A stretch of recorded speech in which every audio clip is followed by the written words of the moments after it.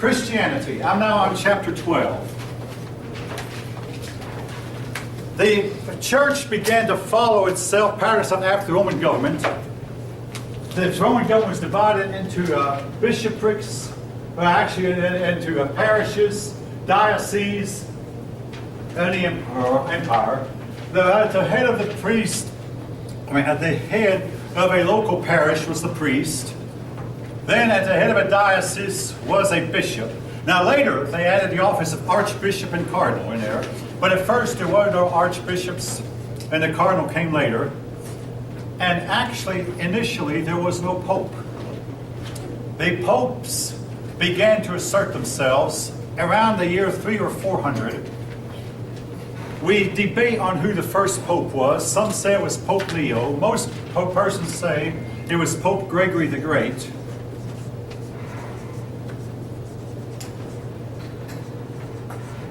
Essentially, what happened was the bishops of Rome started to say that since Rome is the capital of the empire, then the bishop of Rome should be the head of the whole church. Now, not everybody agreed with this, but the idea slowly and gradually caught on. The bishops of Rome started saying we're the head. Some people rebelled against it. But eventually they became the head of the whole church, even though here in the East they didn't recognize, and finally the Eastern Church broke away. That's jumping ahead of the story a little bit. The Eastern Orthodox Catholic Church, they broke away from the Roman Church. The final split came in the year 1054. They broke away in 800 and then reconciled around 800. They broke away again in the 900s or so. It's a crooked story. But in 1054 the Eastern Church broke away for good. And a lot of the issue was the issue of, is the Pope at Rome the head of the church? Now, our present Pope, when he took office, wanted to say, I don't ever want anyone to forget, and I don't want to forget that I am Bishop of Rome, first of all, and Pope second. So the Pope is still considered himself Bishop of Rome, and the present Pope says, I'm first Bishop of Rome, and so I'll take care of the affairs of Rome. Anyway, the papacy was a gradual growth, and one of the things that helped the papacy, you don't have an office of Pope hardly anywhere else in the world, but to get a Pope, it's like you have to have a political unity, and then the political unity fragments. Boom. But the church stays together. When the power of kings waned and fell down, and barbarians were on the move greatly, the one strong man in Europe was the Bishop of Rome. He was the one people went to when they had their problems. And the Romans, the people living in West Europe just kind of got a habit of looking to Rome. And you might, I'm speaking figuratively, but they went to Rome and say, hey, we're looking for the emperor. Well, the emperor's in Constantinople right now, but I'll tell you a man who can help you. Go see the Pope.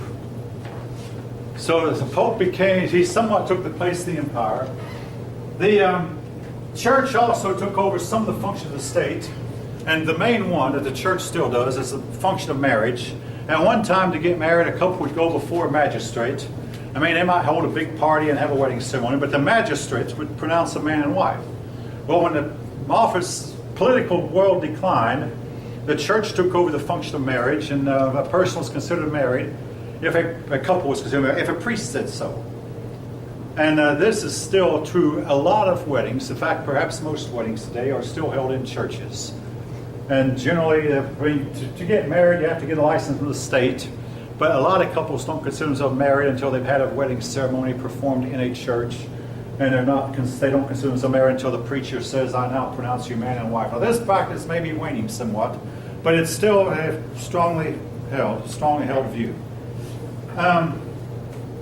Anyway, the church began to take over functions of the state. Now, when you study medieval history, you must be advised to be aware the power of the church was extremely strong during this period we're talking about. Almost everyone born in Western Europe was baptized in the church. He got married in the church, and he died in the church. When he died, the church had a big part in his funeral and in burying him. The church was the prominent place in the community. The church served the function of meeting place, worship center, library, and whatever else they needed. A lot of it was done by the church. The church was the one that administered to the poor, helped the sick, kept education going. All right, Pope Gregory. The calendar we use today is called the Gregorian calendar. Now, before this time, Europe had used the Julian calendar, named after Julius Caesar. But it was found that Julius Caesar had not been the best of astronomers, but after about 600 years, the calendar was getting off. The equinoxes were no longer occurring on the same days. The solstices were no longer occurring when they should. So Gregory added the right leap years in the right places, and he said that every fourth year should be a leap year except the end of the century. In other words, if the end of the century was divisible by 400, that was a leap year. If it was not a leap year. So the years 1700, 1800, and 1900 were not leap years. 2000, if you remember, most of them might remember, but to the year 2000 was a leap year. Now, the year 2400 to be a leap year, but the years 2100, 2200, 2300 will not be. The calendar that Pope Gregory put together is expected to last about 10,000 years, and somewhere about 10,000 years we'll have to either add or subtract a day from it. But it has its leap years, and the idea is you keep the solstices and equinoxes occurring approximately the same date, so that farmers plant their crops approximately the same time, day every year. You know when to plant and when to harvest. It's based on the calendar. The Gregorian calendar. Now, I want to say about, he's called the Great. My brother-in-law has a book about the popes, and he has everybody who ever held the title of pope in that book, and something that's some remarks about him. But he said there were two super outstanding popes. One of them occurred in my lifetime, John the 23rd. He was pope from 1959 to about 1964. The other was Gregory the Great.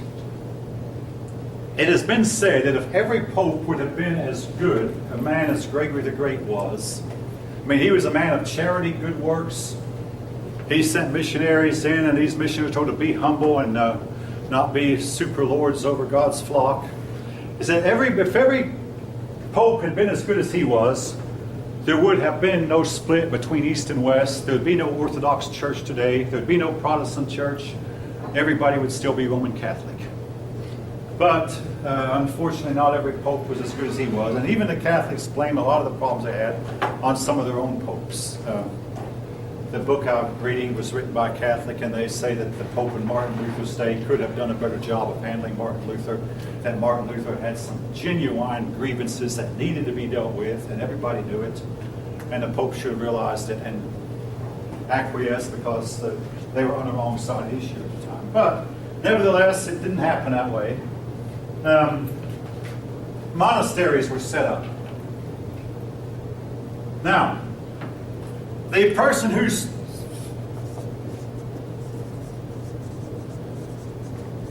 he started the monastic order.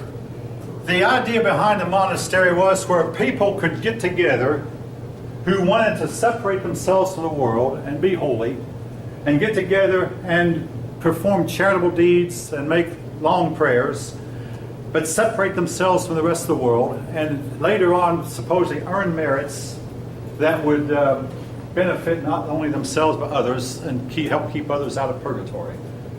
That St. Benedict founded the initial monastic movement. There have been others since. The monks, they were the male members. The nuns were the female members. The nuns lived in a convent. And this still goes on today. The monks lived in a monastery.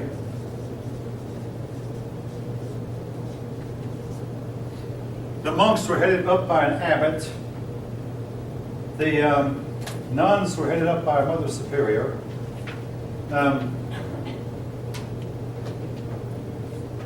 Now, without the monasteries, Western civilization might possibly have died out. But among other things the monks did, they copied not only the Bible, but they copied the works of Aristotle and Plato, Thucydides, Herodotus, Euclid.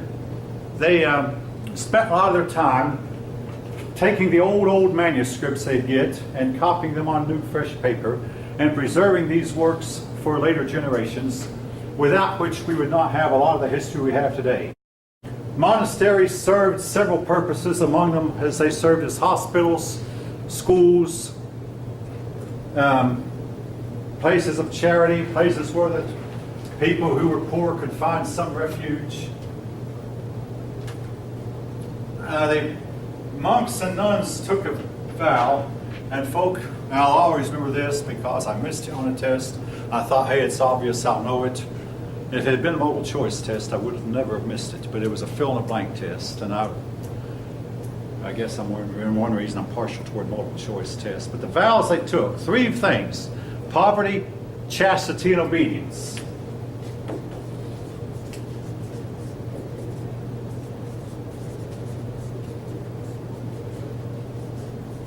That's for the monks and the nuns? The monks and the nuns. Now, poverty meant they'd renounce the world and they would dress in like burlap sacks and or dress in rags and own practically nothing and eat very, very coarse bread or very, very hard food, very bad food, and sleep on wooden beds with wooden pillows. Poverty. Chastity, they promised never to marry, never to engage in any sex. Obedience, they would always obey their superior, their father rector, or in the case of the nuns, their mother superior, always obey. They kept themselves busy constantly. They would set up gardens and they would garden. They'd get up in the morning, the first thing they'd do maybe would be to pray. Then they might eat breakfast unless it was a fast day. Then they would go out and work in the garden, and they'd come in and eat a meal, go and spend a few hours copying a manuscript, then have another prayer time, then eat another meal, then do some other work, maybe some good deed for a poor neighbor or something, and then at the end of the day have a prayer time and then go to bed. They kept constantly busy, and they were somewhat the backbone of the civilization of the Middle Ages. A lot of their functions have since been taken over by hospitals, libraries, colleges, schools, and government charities have taken over a lot of the functions that they once performed.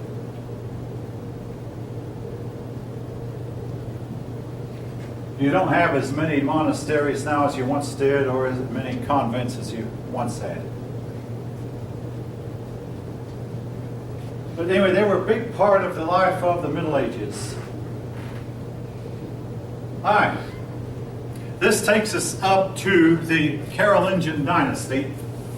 I mentioned the Merovingian dynasty last time. Well, the Merovingian dynasty gave way to the Carolingian dynasty.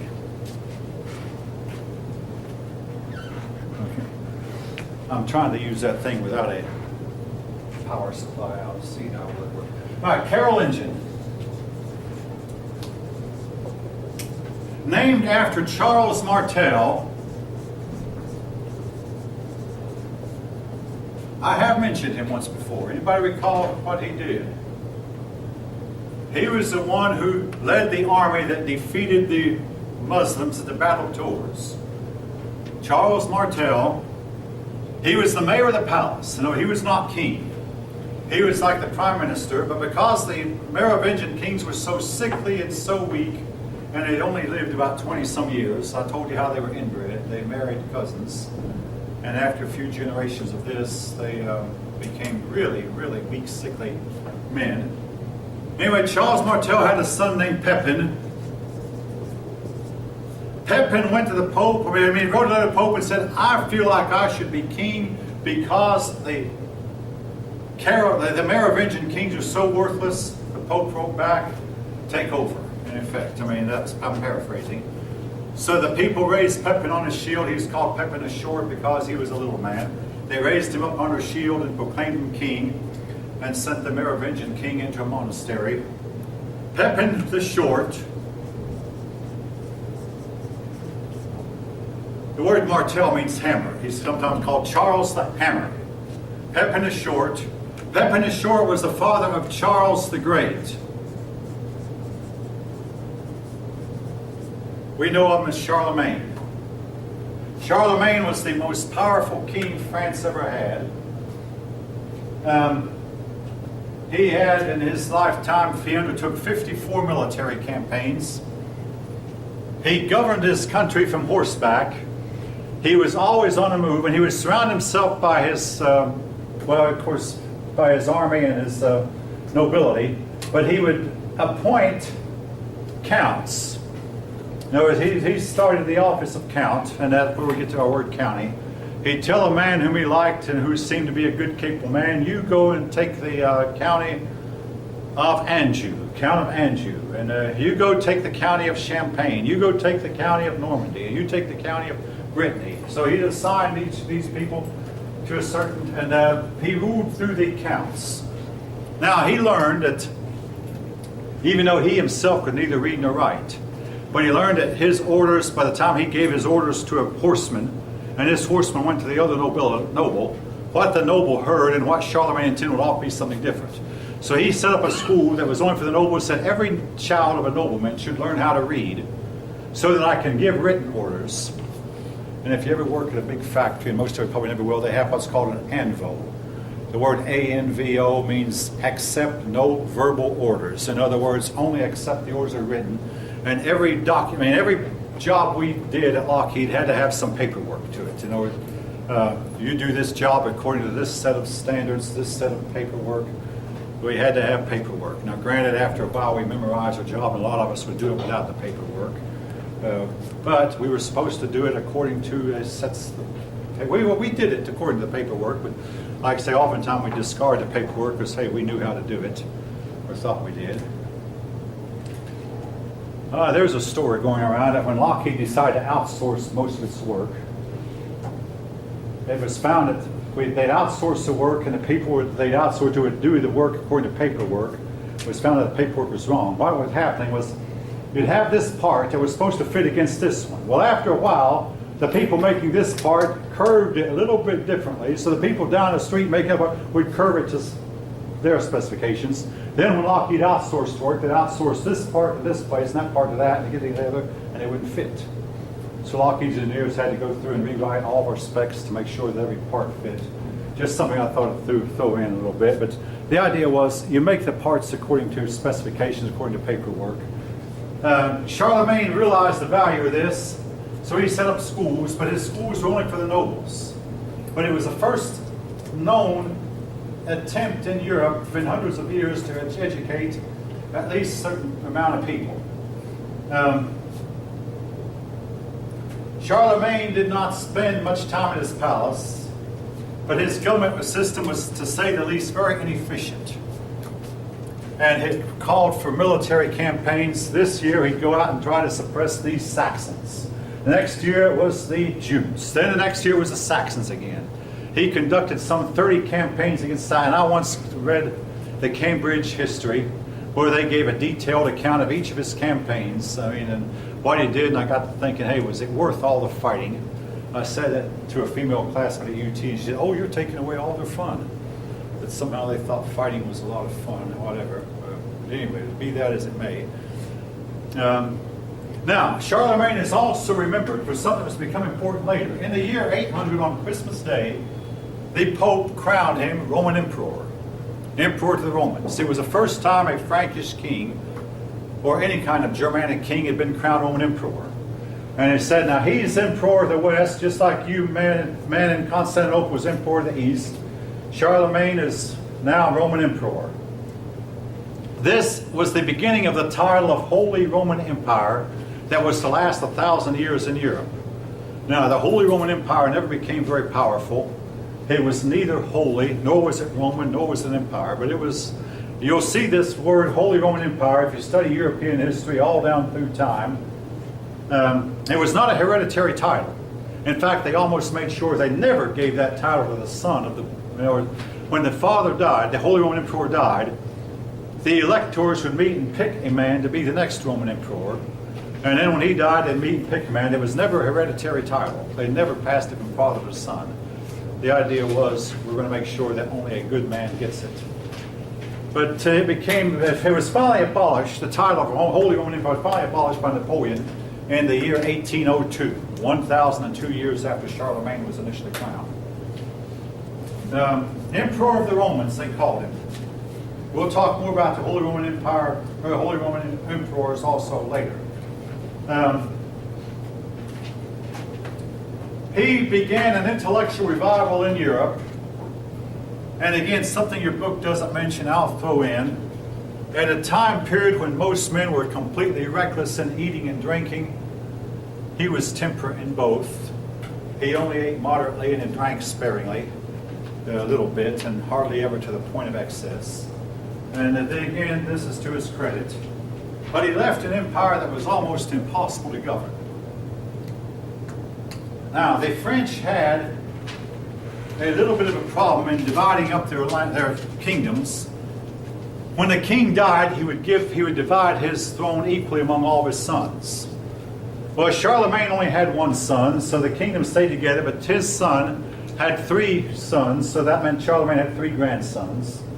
So Charlemagne's empire divided among his 3 grandsons, with one of them getting the middle, one of them getting Germany, one of them getting France. And to this day, the boundaries between France and Germany are based on the boundary of Charlemagne's 2 sons. Now the third one, the middle one, never did amount to a lot.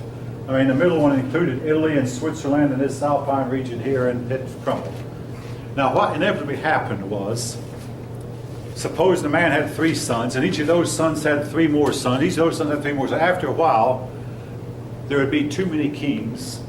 And one chronicler said, once we had powerful kings, now all we have is kinglets, little bitty kings that can't. But eventually the people of France learned that, hey, we've got to keep our crown together. Therefore, only the oldest son got the crown. And the same with the nobility. That only the oldest son of the nobles would become nobles. It's called primogeniture. We've talked about that before. Where that the oldest son got all the land, and then the younger sons maybe got a title of knighthood and maybe a coat of armor, a suit of armor, and a sword, but not a whole lot else. But they became knights. Now, into this scenario, a system developed that we have mentioned but not talked about it a lot, feudalism. Now, I defined feudalism a few days ago. Maybe you don't remember it. I'll redefine it. Feudalism. There was a little bit of it that went on in India and a little bit that went on in Japan, but nowhere was it more pronounced than it was in Europe in the Middle Ages. Feudalism is where you have a king, but he's not very powerful. Most of the power rests in the hands of the local lords. You have the dukes, the counts, the barons, they wield all the power. The king wields very little. But it's a system of where you'd swear, they would swear oaths of loyalty. Now, nobody planned it in advance, but the way it came about was the Viking invasions came right about the time Charlemagne was ending his life. And between the Vikings, the Magyars came in, and the Muslims, Europe found itself really in a bad state of mind. So these Europeans would band together under a powerful lord, and a man would go to the lord and say, hey, I can't defend my family, but let me join with you. So he'd put his hand between the lord's hand, like he'd put his hand, but the lord would have his hands on the outside, and the vassal would have his hands on the inside, and the vassal would swear an oath of loyalty. In other words, I will fight your fights for you, he'd swear, and then the lord would swear, and I will fight your fights for you. It was a system of vassalage. I remember when I checked out a book in high school about the Crusades. The very first sentence is a sentence I'll never forget. It said, if you had lived in Europe in the 1000s, you'd probably have been someone's vassal. Everybody was a vassal. The king was vassal to the Pope. The Pope was vassal to God. The dukes were vassals to the king. The counts were vassals to the dukes. The barons were vassals to the counts. The knights were vassals to whoever the Lord was over them. And the serfs were vassals to various overlords. Everybody was somebody's vassal.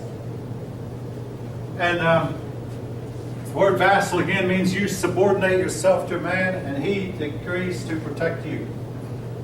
All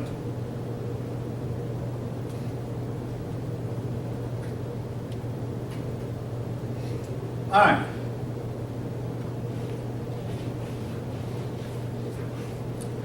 I mentioned also, and I'm running out of time fast, the fact I'll have to take this up next time. I've already mentioned that Europe was beset by a whole lot of invasions. The Magyars came from Central Asia, in Mongolia. The Muslims poured in. The Muslims took over Sicily and southern Spain for a while. The Muslims poured in from both the east and west and south. And then the Vikings poured in from the north. Europe was eventually able to handle all three groups. Now, Europe converted the Vikings to Christianity and the Vikings absorbed. The Magyars converted to Christianity and they were absorbed. The Muslims never converted and they were never really absorbed. All right, we'll take